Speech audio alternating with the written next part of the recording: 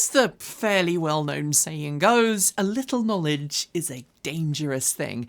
And in today's always-on, always-connected world, it's easy for people who traditionally might not have had an audience for their questionable theories on the world to share those theories with as many people as possible in as short a time as possible. And because we humans do tend towards gullibility a scarily large amount of time, there are some truly mind-blowing examples online of people who have made some really terrible choices and died because of a video they'd seen online that portrayed something as true which wasn't. And of course, in the world of AI-generated content, that misinformation bubble has become worse, with all kinds of content flooding our inboxes and timelines that appear to be voiced by a human, until you realise that it is exactly the same voice you've probably heard a couple hundred times in other videos. You know the one, all read by a human voice synthesizer. In short, it's becoming difficult at times to figure out what's real and what's not, and if you are someone who is either in a rush, as we all often are when consuming social media, or not paying attention. Again, I know that we all browse social media when that TV show or news broadcast gets a little boring. It's all too easy to only get half of a video or half of a story or half of a post, and then our brains do amazing things with that half information. They fill in those blanks. Sometimes our brains score and do it right.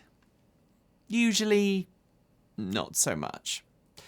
In the last few months, we've seen a slew of posts during the rounds online discussing security of cars, often electric vehicles, with scary headlines discussing the possibility that your EV could be hacked by ne'er-do-wells while it's sitting in your driveway, or that someone can unlock your car and drive it away without the keys, or that phone as a key is easily bypassed with just the right virus. One slew of stories involving the popular Flipper Zero, here's pictures of mine. It shows people unlocking their car with a Flipper Zero instead of their remote control Keyfob. It's led to the device being banned in some countries, including Canada, because, paraphrasing their various speeches from various politicians, it's what those hoodlums use to steal your prize and joy. So, even though we've already done a video or two on EV security in the past, I thought it was time to give you some hard facts about those videos, explain some of the cybersecurity issues at hand, and give you some tips and tricks on how to keep your EV safe from ne'er-do-wells, some of which are cybersecurity based and some of which I hope are just plain old common sense.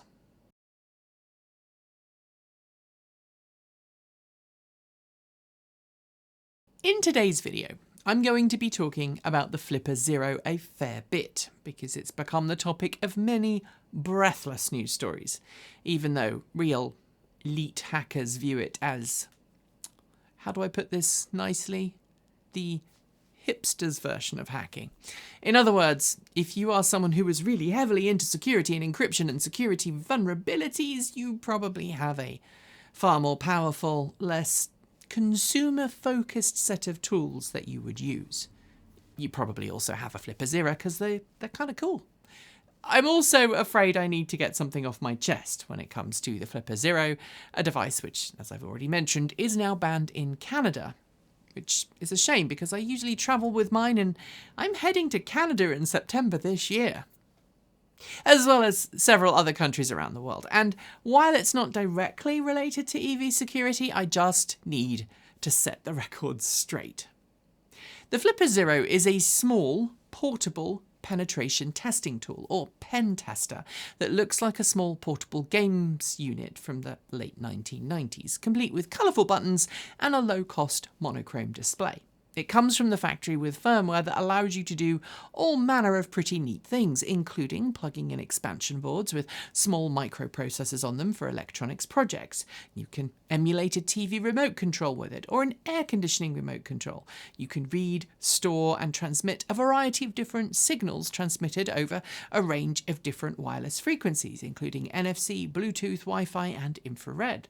Each one has its own name from the factory, and it also has a built-in personality subroutine that gets upset with you if you don't play with it regularly. I'm not kidding. But that's beside the point.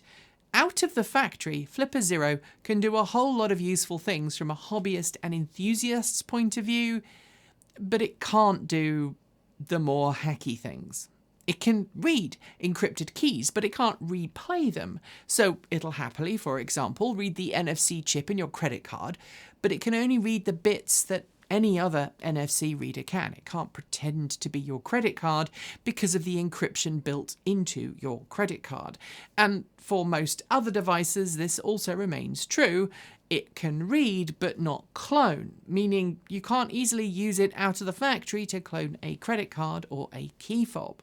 Of course, there are always exceptions, and if you can find an old enough, insecure enough RFID chip from the dawn of digital time with minimal or no security, it'll quite happily clone that, but hopefully you'll not be using such a low security device for anything important.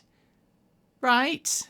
When it comes to digital remotes for cars, the stock Flipper Zero can record a radio frequency transmission and thus capture the transmission sent to a car by a traditional remote control. It can't save that information in its stock format, however, and in order to do that, you'll need to opt for a non-stock firmware. Different firmwares offering different levels of extra capabilities. But even with non-stock firmware, however, the best most firmwares can do is to save that transmission and then replay it later, which is where the majority of the videos online showing a Flipper Zero unlocking a car come in. But, and this is a big but, the unlocking prowess of a stock Flipper Zero, or even one with modified firmware, isn't all that super amazing because most modern cars use something called rolling codes for their remotes. Something that is a little nerdy, but if you'll forgive me, I'm going to try and give you a very basic breakdown of Barney style. No talking beer cans in sight. Basically, rolling codes make use of special circuits within the key and the vehicle itself that use special encryption algorithms to safely communicate with each other. Both the car and the key fob have a stored list of encryption keys that each will accept, and when the key fob sends a request to the car's onboard encryption circuits check to see if the encryption key used by the fob is the one it expected. If it's not, and it isn't in, say, the next 3 or 4 acceptable keys on its list, then it refuses to do anything. Moreover, once a key has been used, it's taken off the list. In order to get the key fob replay to work with something like a Flipper Zero, you need to first record the key fob working outside of the range of the car, then you have to replay that recording near to the car, and obviously for that you need physical access to the original key. There are some enterprising sorts out there who have found some loopholes and exploits that can be leveraged with a Flipper Zero against some systems that use rolling codes. But let's be honest here, the older the vehicle, the more likely it is to be easily spoofed because as computers become more powerful, encryption algorithms increase in their complexity to try and keep things secure. But conversely, the older the device and its encryption, the easier it becomes for increasingly modern computers to crack it. The too long didn't read here is that using something like a Flipper Zero to attack your car and unlock it is a pretty involved process, and attackers need to access your vehicle key fob first. It is still possible, but there are far more effective ways to get into and drive off in an EV.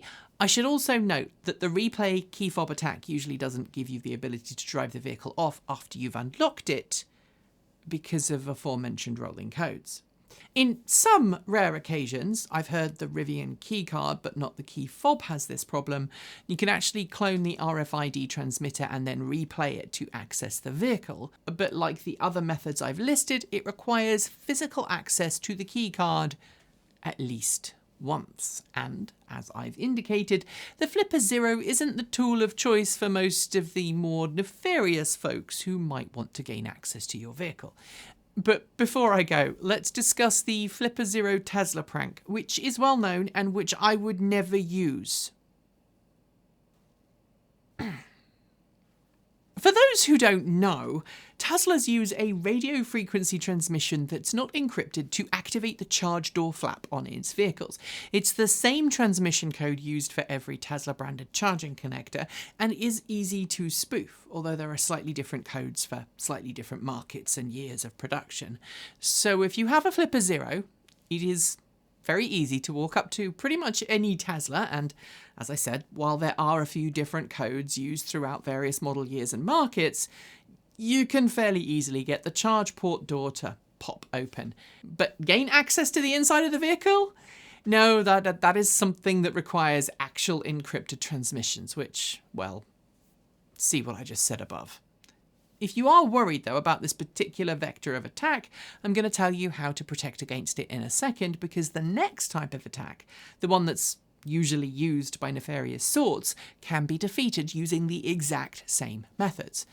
What is that next type of attack? The commonly used relay attack. It uses a man-in-the-middle methodology to allow a team of attackers to not clone your car's key fob, but rather extend the range that your key fob can operate far beyond that of a conventional operational mode, and then allow your car to be unlocked and driven without your key ever leaving wherever it happens to be. These attacks work by using two-way transmitters and dedicated hardware capable of relaying the codes from your key fob to your vehicle and vice versa, using antennas. The traditional attack here is when a team of nasty sorts get hold of a large antenna and hold it near to where they think your key fob might be, and then another person holds a second antenna near to where your car's built-in keyless entry system is. Those two antennas are linked by some electronic gubbins, sometimes hardwired, sometimes wireless, and that makes stealing a car very, very easy. In fact, for most cars of any type. How can you protect against both of these attacks? Well, luckily it's pretty simple. First, practice safe key fob security. Don't leave your key fob sitting somewhere where it can easily be accessed. And when you are at home, make sure you don't hang your keys adjacent to your door, because that is the most common way that this relay attack is carried out. If you're still worried, you could use a metal box or even a crisp or a chip packet to block the signal from your key fobs. But check to see if the chosen metal container or crisp packet you want to use actually blocks the signal, because it does vary depending on the material and your remote control and the strength of the transmitter in it. Finally, and this is an important one, if you park in your garage at home and leave your car unlocked, you should bear in mind that it is eminently far easier to open a modern garage door than it is a car door. The older the garage door is, the easier it is to open. Older garage door openers can quite easily be cloned and spoofed, and if your EV is sitting in the garage unlocked, that is a very easy way for getting your ride stolen. Next, I want to talk about phone as a key, or PAAK. Some people worry that PAAK is less secure than a traditional key fob, and while you do have more attack vectors, someone could gain access to your phone through nefarious software, or they could be a security breach in the phone's base operating system, phone as a key also uses a similarly strong encryption to ensure that people can't spoof your phone, as your key fob does. If you're super worried, closing your car's smartphone app when you're not wanting to use the car is a good way of helping prevent unintended access. For example, Ford's phone as a key system only works if the Ford Pass app is loaded and in the phone's memory. But the reality is that the most likely attack vector from a phone as a key system is if someone steals your phone.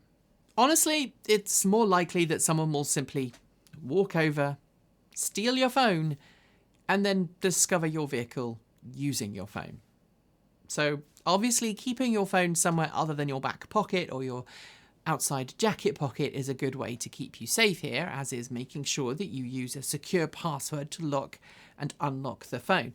I know it is a pain in the butt to unlock your phone every time you want to use it, but it is a better way of ensuring that your phone can't be used by someone else for nefarious purposes.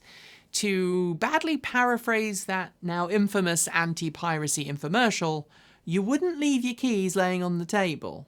While I'm on the subject of using phone as a key, let's talk about complete keyless, phone-free entry systems.